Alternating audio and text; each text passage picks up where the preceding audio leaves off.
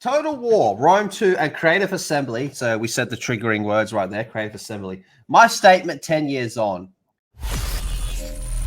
Our Western allies have failed us.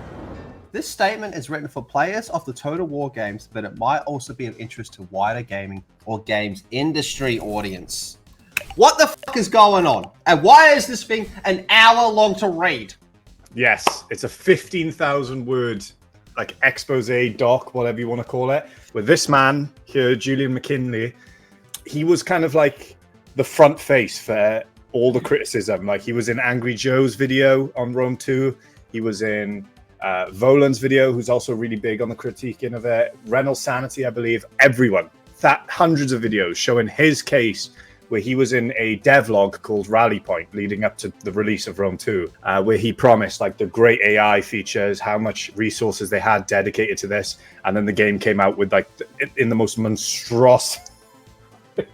Actually, what my right nut looks like. Yeah, it looks like a ghoul from Fallout. What the fuck?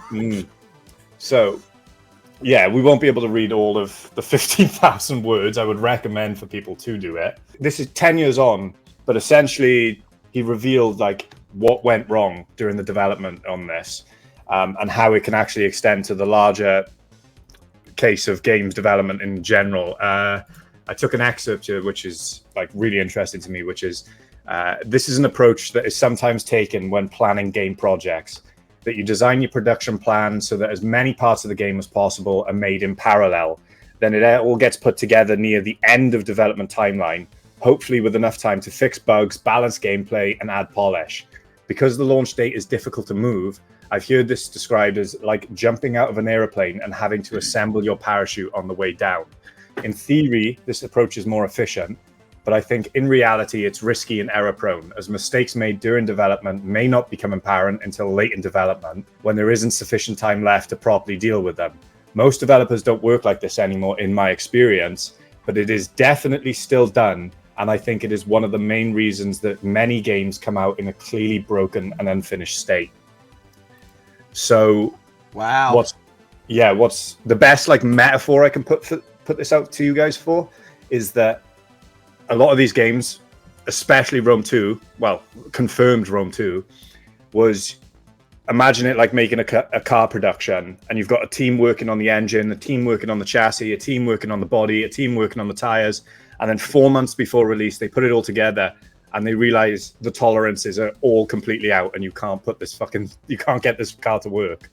You've now got 4 months of mad crunch to basically remake the car whole, and you can't be done. So it's fucked. It's all fundamentally fucked. The big thing was the AI was completely fucked in this game. And how he explained it was last minute, again, because they're all working in parallel with no actual synergy, like no conversation to each other.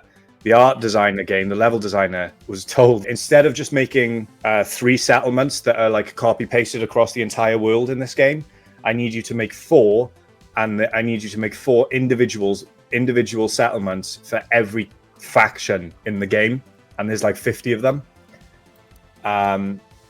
which essentially quadrupled his workload. The AI guys didn't find out until the last minute and were like, we've been working on the 3 settlement system the whole time.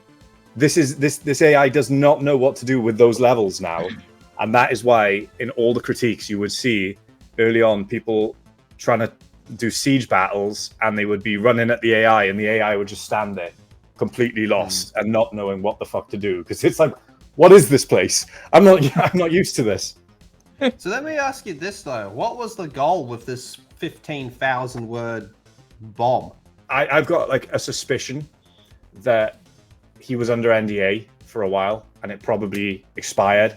And he said he wouldn't usually talk about former employees like this, but it's the fact that Creative Assembly threw him under the bus. They allowed all the fucking videos to target his claims, even though he was just saying what he knew at the time, because he was kept in the dark on all the other stuff that fucked it. He was saying what he knew and what he was working on at the time. He was the face for that. All the criticism came his way, and he says he handles it pretty well, actually, because he said that he got death threats, right? he was given death threats. But he said, unlike other people we know, he said, do I believe they were credible? No. So I wasn't in fear for safety for my life. But at the same time, I was getting absolute shat on the whole time. And Creative Assembly never stood up to be like, oh, whoa, hold on. They were just very happy for him to be the focal point of all the criticism. Not me getting shit on, so I don't care. That's Yes. what they were. Yeah. They were happy to have him as their scapegoat. I guess he wanted to get this off his chest. If it's 10 years of an NDA, if that's the case, then yeah, he's been kind of like stewing this for all these years, and finally gets a chance to speak his piece about it, which is good on him. And it brings up a really valid points about the game industry and how they develop their games. If it's not happening like this anymore, that's cool, but it seems like games are still coming out like fucking more broken than ever. Has there been like any response to this from Creative Assembly? Have they said anything in regards to this? No, that is the Creative Assembly tactic, is just bury their head in the sand and wait for them to release the next DLC and hope that the shit eaters from the Reddit will just buy it anyway. Two guys have talked about this so far, which is Voland, which is one of their biggest critics. He's awesome at deconstructing the games and why they've turned bad. And the other one is the largest Total War YouTuber in the scene right now, which is Legend of Total War. Even he's talked about this now. But I'm going to include myself there because I've done a few videos on it. We've been critiquing them for years now with legitimate. We're not just saying you're a bunch of shithead cunts. We've been given legitimate criticism on how to fix these games, and they will not. They just ignore it no matter what. The problem is it's marketing. I've said this before. It's the marketing departments. The inmates have taken over the asylum, and they don't know how to handle things. They really don't. It shows. I think he said in the article that 50% of the budget of the game was spent on marketing. Wow. So even though the claim during the biggest trailer for this game, which was the Siege of Carthage trailer, they said our budget is 40% bigger than anything we've ever done before. 50% of the entire budget was to fake battles like the Siege of Carthage thing, which was fake like all these like rally point episodes, taking whining and dining YouTubers, taking them out to Rome. I've talked about that before in my video. Like they went all out on this marketing, and they keep doing it. Me and Nos were talking about this the other day, and Total War Rome 2 is like one of the first big games being really broken.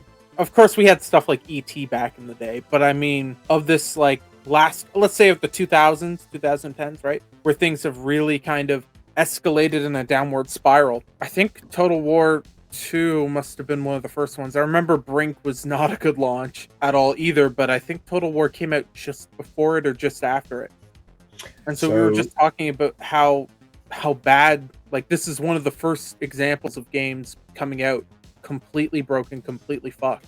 I went back through all these like video game reviewers, and I went to Aldous and started scrolling through, and there are bad games that are released, right? But there are not broken games released until about 2011 to 2013. That's when the trends started coming in, when we started seeing like Cyberpunk level broken games released, and that's something that can be deep dive into, I believe. That's also when updates started becoming more popular too. Like, I mean, Battlefield 4, right? Great example of just we'll fix it as we go type of shit. That's when that's kind of when like online gaming really started to kick off. So I think maybe they seen that and companies just started going, well, fuck it. They're gonna buy it anyway. We can just fix it later. We might as well ship it out as fast as we can. And it's just sad. The fascinating thing to me is Creative Assembly. No one, and I don't just mean like Naz, but no one has anything good to say about them unless they're paid. Like, literally. I know that's a bit of a meme these days, but there seems to be no one that fucking likes them. And yet, when you go through like all like the worst, game developers at the moment, they're never on the list. It's like they kind of just squeak past it. Do you think it's because they're a bit more niche? Mate, I think there's some corruption going on there. They've won Britain's best software company to work at, or gaming company. They've won it like multiple years in a row. Really? Yeah, and it was released not too long after that.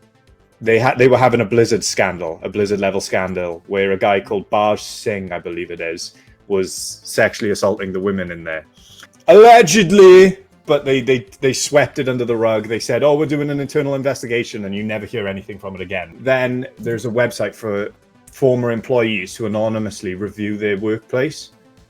And Creative Assembly gets 1 star, 1 star, 2 stars, 3 stars out of 5, 1 star, 1 star. Yet they keep winning these awards. I don't know what's going on with Creative Assembly, how they are getting away with this.